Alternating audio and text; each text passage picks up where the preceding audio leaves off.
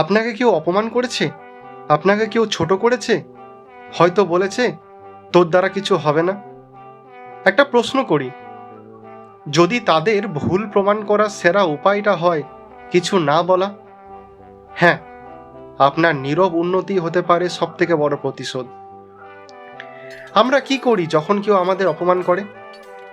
তর্ক করি, স্ট্যাটাস দিই, রেগে যাই, নিজেকে প্রমাণ করার জন্য মরিয়া হয়ে উঠি। কিন্তু ফল কি হয়? সময় নষ্ট, এনার্জি নষ্ট, ফোকাস নষ্ট। 18 থেকে 40 বছরের বেশিরভাগ মানুষ একটা ফাঁদে পড়ে।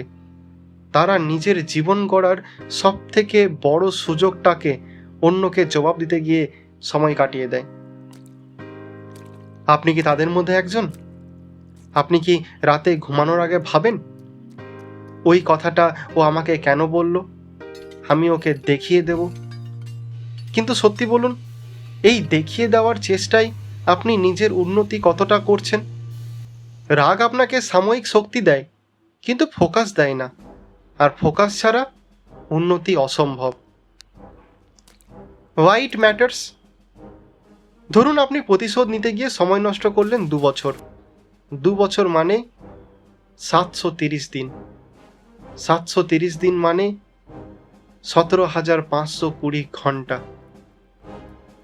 ভাবুন তো, যদি সেই সময়টা আপনি নতুন স্কিল শেখায়, শরীর ঠিক করতে, ইনকাম বাড়াতে, নিজের আত্মবিশ্বাস গড়তে ব্যবহার করতেন, কি হতো? আপনার লাইফটাই বদলে যেত। আর যারা আপনাকে ছোট করেছিল, তারা তখন আপনার লেভেলেই থাকতো। সবথেকে বড় প্রতিশোধ কি জানেন? যখন তারা আপনার সফলতার খবর অন্যের মুখে শোনে, আর আপনি তখন ব্যস্ত নিজের স্বপ্ন নিয়ে।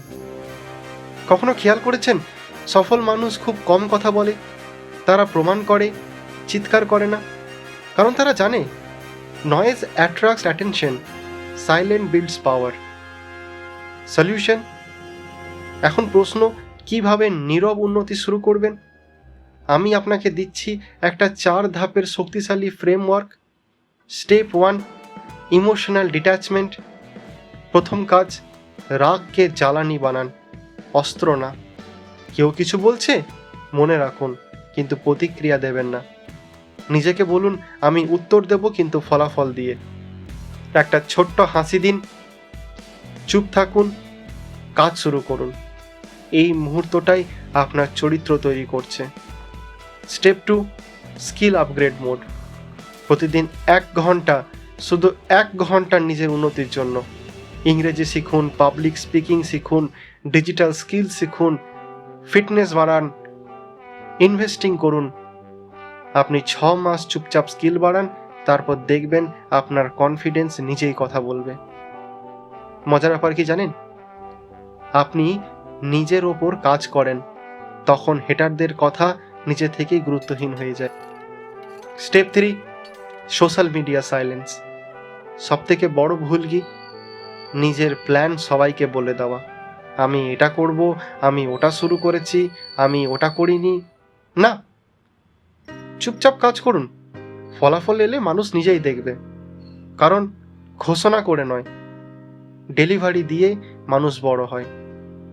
Step 4, physical and mental discipline. আপনার শরীর আর মন আপনার সবথেকে বড় অস্ত্র। প্রতিদিন 30 minute exercise, 10 minute meditation, dopamine detox, অপ্রয়োজনীয় স্ক্রলিং কমান। আপনি জানেন কি, ডিসিপ্লিন মানুষকে অপমান সহজে নাড়াতে পারে না, কারণ তার মিশন বড়। আজ থেকে শুরু করুন তাহলে এই কটা স্টেপ। 1, 30 দিনের নো রিয়াকশন চ্যালেঞ্জ। কেউ কিছু বললে কোনো রিয়াকশন নয়, শুধু অ্যাকশন। 2, প্রতিদিন 1 ঘন্টা স্কিল গ্রোথ টাইম ব্লক করুন। 3, নিজের লক্ষ্য লিখে রাখুন, কাউকে বলবেন না। 4, 90 দিনের জন্য সোশ্যাল মিডিয়া কম ব্যবহার করুন।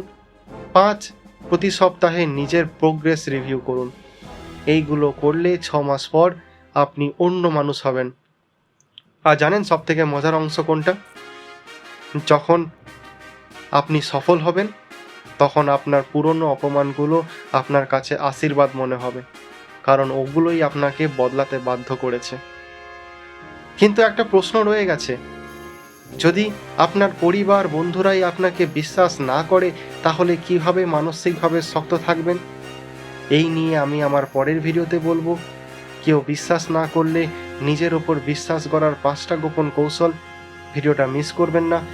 যদি আজকের এই ভিডিওটা আপনাকে একটু হলেও নাড়া দিয়ে থাকে, তাহলে এক্ষুনি লাইক করুন, কমেন্টে লিখুন আমি নীরব উন্নতি শুরু করেছি, আর সাবস্ক্রাইব করে বেল আইকনটা চাপুন। কারণ এইখানে আমরা শুধু মোটিভেশন দিই না, আমরা চরিত্র তৈরি করি। মনে রাখবেন, চিৎকার করে প্রতিশোধ নেওয়া সহজ, চুপচাপ বড় হওয়া কঠিন, আর কঠিন পথটাই কিংবদন্তি তৈরি করে। আপনার নীরব উন্নতি সবথেকে বড় প্রতিশোধ। দেখা হবে পরের ভিডিওতে। ততক্ষণের জন্য ভালো থাকুন, সুস্থ থাকুন। ধন্যবাদ।